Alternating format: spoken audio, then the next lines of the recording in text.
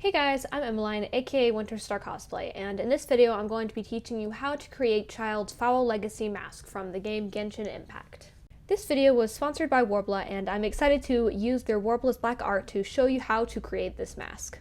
So, first off, I needed to create a pattern for the mask. I did this by going through the game and finding some great screenshots, which I then used in a digital vector drawing app to create a nice vector pattern for it.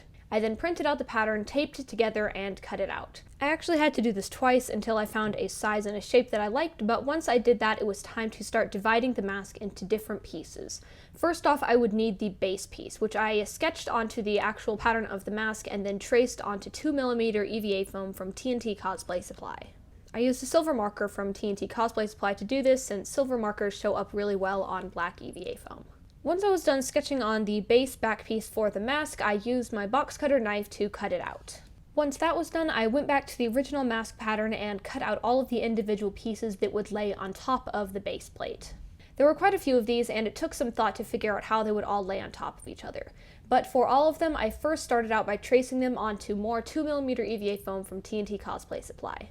I then moved on to cutting them all out, again with my box cutter knife, until I ended up with a whole bunch of small EVA foam pieces. The only part of the pattern where I really had to make any super special adjustments were the long twisty horn things at the top.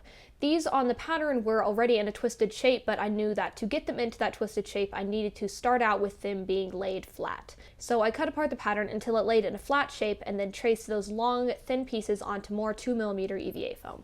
Once I'd cut both of those out, one for each side, this is what they looked like, long and straight, that I would then, as you can see here, be able to shape into a nice curved, twisted thing. And once I had cut out all of the base EVA foam pieces, this is what they looked like. They still needed a little bit of adjustment, but I was overall pretty happy with how they looked. All of them were cut out of 2mm EVA foam from TNT Cosplay Supply, except for one small curved piece, which was a little bit thicker. And now that all the EVA foam base pieces were complete, it's time to move on to the Worbla. This video was sponsored by Worbla, and they sent me this Worbla's black art to create this mask out of. I already used it to create Childe's smaller mask, and I was excited to use it here again. To trace all the pieces onto the black Worbla, I just used a simple pencil. Since I would be sandwiching each of the EVA foam pieces inside of two pieces of Worbla of the same size, I first needed to trace two copies of all of the EVA foam pieces onto the black Worbla. After tracing them on, I also added a small amount of what you might call seam allowance along all of the edges so that I would be able to sandwich the EVA foam in between the pieces. I did this not only for the largest base piece, but also for all of the individual smaller pieces of EVA foam, tracing them all twice onto the black Worbla. One of the things that is an essential tool when you're working with Worbla is a heat gun. This is the type that I use. First off, for cutting out all of the different Worbla pieces, I first started out by heating up the Worbla. This makes it softer and easier to cut through.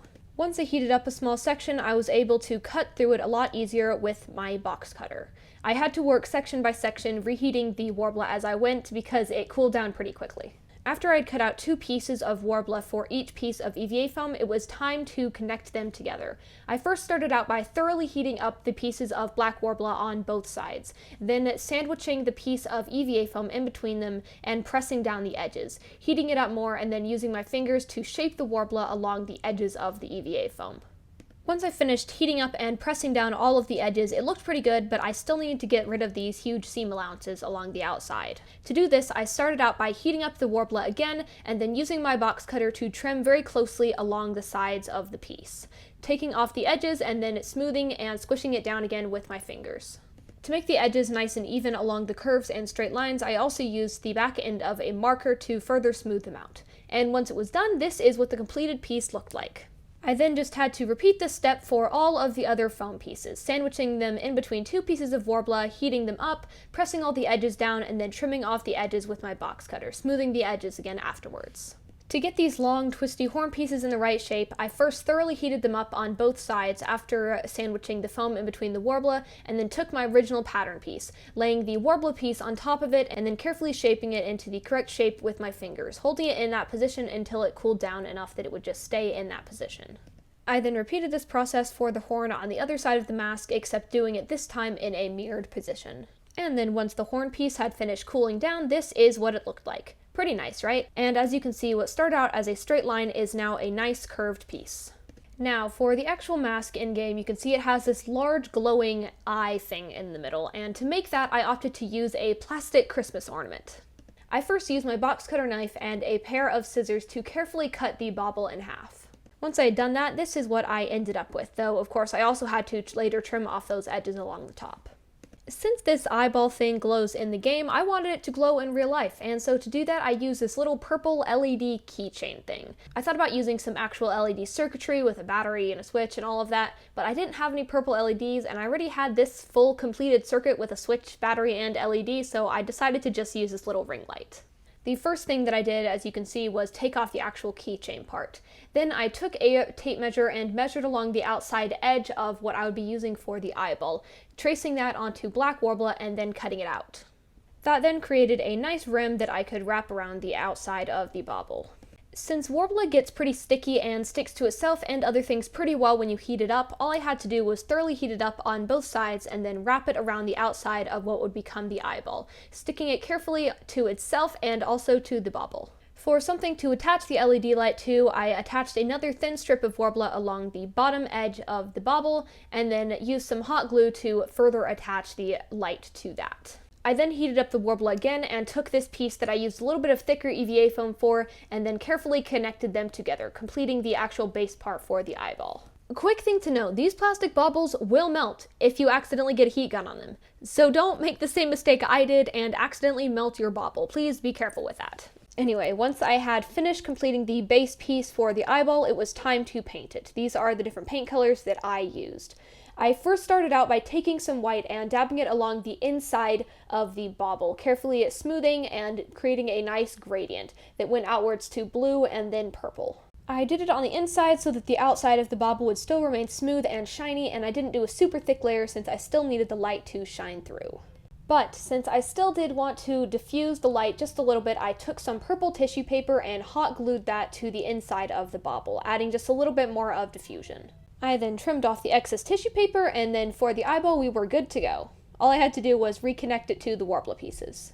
Speaking of the actual Worbla pieces, let's get back to the main base build of the mask. For the actual mask, it needed to be a little bit more curved like it was in the game, so I first thoroughly heated up both sides of the base mask piece, then taking my box cutter knife and making a nice straight cut down the middle of the back.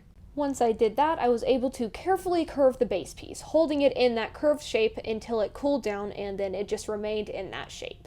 I then did that same thing to the pieces that would lay on top of the middle of the mask, heating them up and then cutting them down the middle so I could curve them to better fit the base of the mask. After that, I thoroughly heated up the base piece of the mask as well as the pieces I would be attaching onto the mask and then carefully pressed them together. Since Worbla sticks to itself when you heat it up, you really don't need any type of glue or anything. All you have to do is heat them up and stick them together.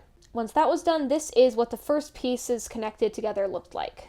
Then I connected all of the other pieces of the mask together, carefully heating them all up, heating up the base piece, and then carefully layering them all together.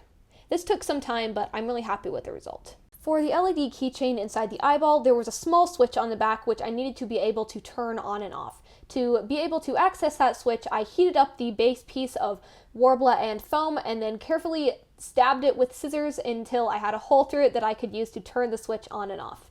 I then took the eyeball piece, added some hot glue around the rim, and then carefully pressed it onto the base build of the mask. I had to heat up the Worbla just a little bit more to get everything to lay nice and smooth, but in the end, this is what the completed base build for the mask looked like. I'm actually really happy with how it turned out. And as you can see on the back, there is a small hole where I can reach through with my finger and turn the LED switch on and off. But now that the base build for the mask was completed, it is time to prime and paint it. First off, I didn't want any primer or paint getting onto the plastic Christmas ornament eyeball thing, so I took some painter's tape and carefully laid that along the edges of the eyeball, making sure that nothing would get onto it. Then finally I could move on to priming the mask. For this I used some Elmer's wood glue and a simple paintbrush. Taking that paintbrush, I painted a layer of wood glue primer over the entire surface of the mask, making sure to get all of the edges and little details. Once the layer of wood glue had completely dried, it was time to sand it. For this, I used a somewhat fine grit of sandpaper and then used that to sand the entire surface of the mask, doing my best to get rid of any layers and texture. Once that was done, I did a second layer of wood glue over the entire surface of the mask, let that dry, and sanded it once again. Next, it was time to move on to painting. I like to do a layer of black base coat over the entire surface of my build, so I first started out with that. Next, I mixed together these 4 different paints from Plaid, mainly the 2 in the middle, until I had a nice deep shade of red. Once the layer of black paint had dried, I took this shade of red and painted it over the entire surface of the mask. Just one layer of red didn't quite have the coverage I wanted, so I did a second layer and then a third as well. And once all of those layers had been painted on and had dried, this is what the mask looked like. I wanted to add some shadows and dimension to it, so I took this small paintbrush with very dark red, almost black paint, and then carefully dabbed that into the corners and lowest edges of the mask, taking a paper towel afterwards and quickly dabbing most of it off again. Through the process of layering this darker paint and then wiping a lot of it off again with a damp paper towel, I eventually ended up with a nice layer of shadows, adding a lot more realism to the mask.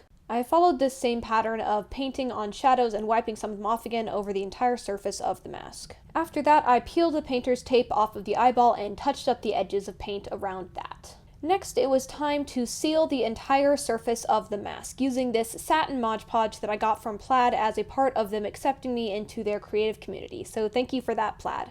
For adding the layer of sealer, all I did was paint a thin, smooth layer over the entire surface of the mask. And then the mask was done. I am really happy with how this turns out, and I wanted to again thank Worbla for sponsoring me to create this build. If you want to see how it glows, just hang on a minute. I did think about making this wearable, maybe with some elastic, but it didn't really fit human face proportions, so I decided not to.